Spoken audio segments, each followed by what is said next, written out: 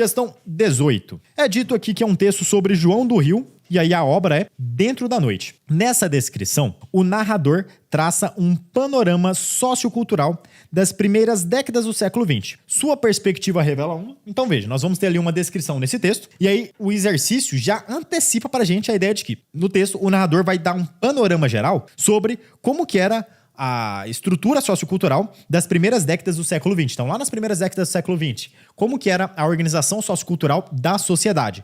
E aí, ele pergunta, né, sua perspectiva revela o quê? Então, a perspectiva do autor sobre esse panorama sociocultural das primeiras décadas do século XX revela o quê? O que a perspectiva dele sobre aquele contexto nos diz? É isso que a gente tem que captar do texto para marcar a alternativa certa. Então vamos fazer aqui a leitura da questão. O grande hall do hotel estava repleto. Os criados passavam apressados, erguendo numa azáfama os pratos de metal. Então, olha, ele está falando de um cenário que é o quê? O hall do hotel. Quando é um texto que tem essa característica narrativa, essa característica descritiva, é importante você sempre tentar identificar e imaginar aquilo que está sendo colocado ali no texto visualmente falando. Então ele falou de um hall de um hotel. Você imagina o hall desse hotel repleto. Ele tá lá cheio de pessoas. Os criados, ou seja, tem empregados ali que passam apressados, passam correndo, erguendo numa azáfama os pratos de metal. Então, ó, esses criados estão passando ali no hall do hotel, apressados com velocidade, erguendo esses pratos de metal. Ao alto, os ventiladores faziam um rumor de colmeias, ou seja, né, os ventiladores movimentavam-se e emitiam um som que parecia ali, né, várias abelhas, né? Quando faziam um rumor de colmeias, é na verdade uma metáfora, né, para dizer que esses ventiladores giravam e faziam um barulho que se assemelhava ao barulho, né, do zumbido ali de várias abelhas, né, um rumor de colmeias. Senhoras e cavalheiros, perfeitamente felizes. As senhoras quase todas com largos de plumas brancas chauravam e sorriam. Então tinham várias senhoras e cavalheiros perfeitamente felizes, né? Então imagina lá, né, os rapazes usando ternos, as senhoras usando longos vestidos, todos felizes. Você tem aqui essas senhoras, né, com largos boás de plumas brancas, aqueles chapéus de grande requinte, e aí todas elas, né, chauravam e sorriam. Todo mundo ali muito feliz, maravilha. Estávamos bem na bizarra sociedade de Entalhe, que é o escol dos hotéis. Alta, longa, comprida, com uma cintura de esmaltes translúcidos e o ar empoado de uma íntima do general Lafayette, a escritora americana cuja admiração por Gonçalves Dias chegara a fazê-la estudar e propagar o Brasil, mastigava gravemente. Logo ao lado, e aí citou aqui a existência, né, dessa escritora americana. Parece ser isso. Ó, ele coloca aqui, alta, longa, comprida, com uma cintura de esmaltes translúcidos. Tá descrevendo uma pessoa, né? Uma pessoa alta, longa, comprida, tem uma cintura de esmaltes translúcidos e o ar empoado de uma íntima do general Lafayette. A escritora americana, cuja admiração por Gonçalves Dias chegara a fazê-la estudar e propagar o Brasil, mastigava gravemente. Logo ao lado, então ao lado dessa escritora americana, que parece ter sido descrita ali, um grupo de engenheiros, também americanos, bebia, com gargalhadas brutais e, de certo inconvenientes, champanhe Moon. Então você imagina, né? Tem lá a escritora, aí do lado delas tem ali, né? Do lado dela tem um conjunto de engenheiros que estão lá bebendo com gargalhadas brutais, né? Os caras bebendo assim, é isso aí!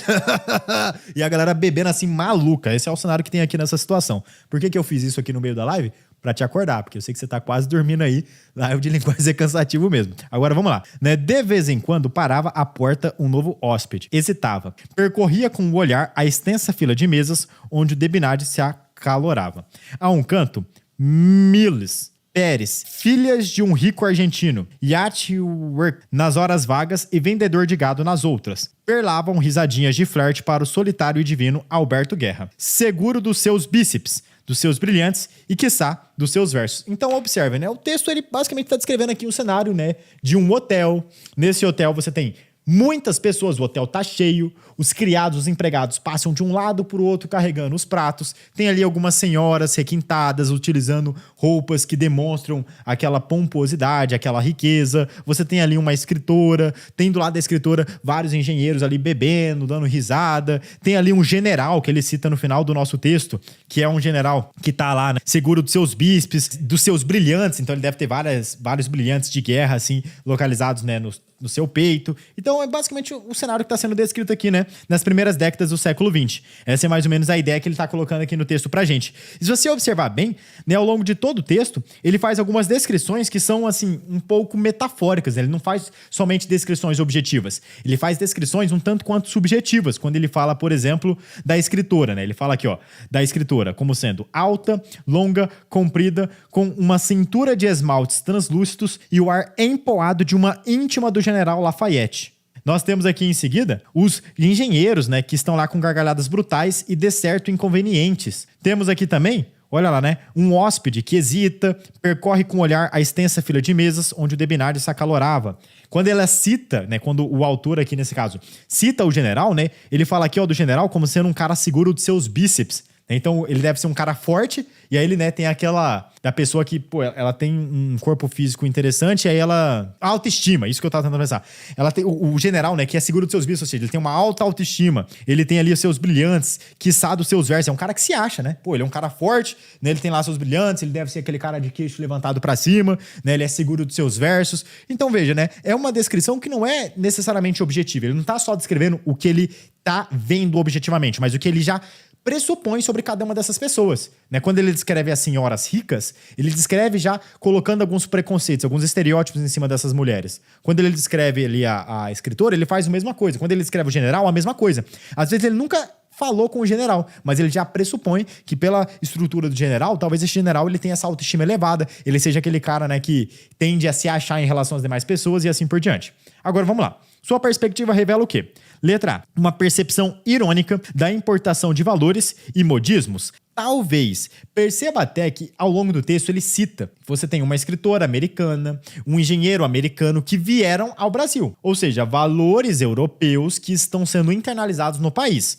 Então, essa ideia de uma percepção irônica da importação de... O que seria, né, um importar valor? É eu pegar um valor que é típico de um outro país e trazer para a realidade brasileira, para a cultura brasileira. Eu estou importando um valor. O que é eu pegar e fazer a importação de um modismo? É eu pegar uma maneira de agir, uma maneira de conduta que é externa ao país e trazer isso para dentro do país. Isso seria uma importação de valor, uma importação de modismo. Quando ele diz de uma percepção irônica dessa importação, é que o autor percebe essa importação, e de fato ele percebe, existe essa tendência de você pegar valores americanos, e ele cita isso no texto e trazer para a realidade brasileira, só que ele faz uma percepção irônica, e também isso aqui é até um pouco presente, não sei se é a melhor opção, mas essa poderia ser uma boa resposta, é uma percepção irônica. Veja que a descrição não é objetiva, ele descreve, né, a escritora, o general, as senhoras ricas com um certo olhar que não é meramente descritivo, é um olhar também que leva em consideração o seu ponto de vista sobre essa importação de valores e modismos. Olha a letra B. Euforia generalizada com as facilidades da modernidade. Existe uma certa euforia generalizada? Existe. Existe uma certa euforia do ponto de vista de que tem muitas pessoas ali. Movimentação.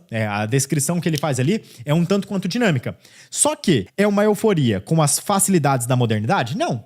Não é com facilidade da modernidade. Então a gente já consegue tirar a letra B da jogada. Letra C. Visão otimista sobre as atitudes da mulher emancipada? Também não. Em nenhum momento o texto foca sobre as atitudes de uma mulher emancipada, de uma mulher livre, e coloca em cima disso uma visão otimista. Letra D. Adesão propagandística aos gostos burgueses e ao luxo. A letra D até pode ser uma opção. Porque, de fato, existe a questão dos gostos burgueses e do luxo, e uma adesão a esses gostos. Eu só não sei se seria uma adesão propagandística. Eu não sei se é uma adesão do tipo, vamos aderir a isso para criar uma espécie de propaganda acerca desses gostos. Letra E. Preocupação nacionalista com a integridade da língua? Não, a letra E certamente não é a melhor opção nesse caso. Não existe uma preocupação nacionalista com a integridade da língua. A língua portuguesa deve permanecer intocável, não deve sofrer nenhuma influência externa. Então você já percebe aqui, ó, pode ser a letra A, pode ser a letra D. As duas, inclusive, falam um pouco sobre essa questão do luxo, sobre esses gostos burgueses que são empregados ali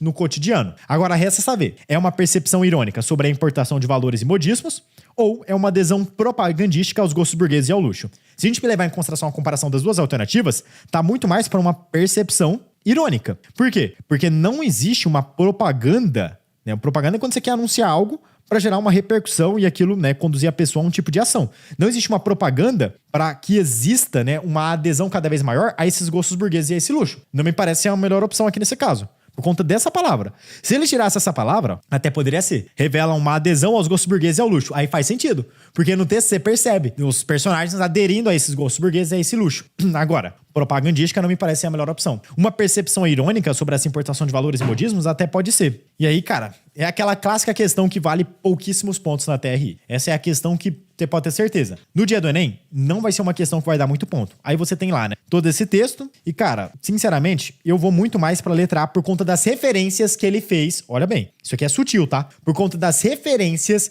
que o texto fez à questão de dados de outras culturas para dentro da realidade brasileira. Se ele estivesse dando ali no nosso texto descrições de características burguesas, de coisas exclusivamente ligadas ao Brasil, né, de coisas que não foram trazidas de fora, eu até ficaria em dúvida entre a letra A e a letra D de maneira ainda mais marcante. Mas, quando ele fala sobre várias referências vindas de fora, a letra A fica muito mais pendente. É muito mais relevante pra gente. Quando ele cita ali a questão dos americanos, ele usa, ó, palavras em inglês. Isso aqui já demonstra pra você que você tá pegando uma influência lá dos Estados Unidos, lá da Inglaterra e tá trazendo pra dentro do Brasil. Então é de fato uma importação de valores e modismos e sempre com uma percepção irônica. Olha o jeito que ele descreve ali, né? O nosso general, né? O Alberto Guerra. Olha como que ele descreve a escritora. É uma visão muito mais crítica desse ponto de vista. Então, olha, a letra D a gente pode excluir, não é uma adesão propagandística, e a letra A acaba sendo a melhor opção. Sutil. Questãozinha sutil.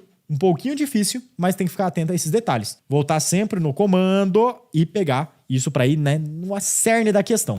Estou passando aqui no final desse vídeo de resolução de questão para te fazer um convite. Se você está estudando para o Enem, se você está estudando para a prova de vestibular e quer passar em medicina ainda neste ano, vá aqui na descrição do vídeo e acesse o link que eu deixei reservado para você no topo da descrição. Lá nessa página, você vai conhecer a plataforma Vinícius Oliveira, que é o meu preparatório focado na aprovação em medicina. Dentro da plataforma Vinícius Oliveira, você vai ter acesso a aulas de todas as matérias, com mais alto padrão de qualidade e didática, listas de questões pós-teoria com gabarito comentado, listas de revisão sugeridas, cronogramas personalizados, segmentados por semanas, com tudo que você tem que estudar, do básico ao avançado, para que você seja aprovado em medicina ainda neste ano. Não perca mais tempo. Vá aqui na descrição, toca no link, conheça a plataforma Vinícius Oliveira, torne-se meu aluno e garanta uma preparação de altíssimo nível que vai te trazer muito mais resultado para que você passe na faculdade ainda neste ano.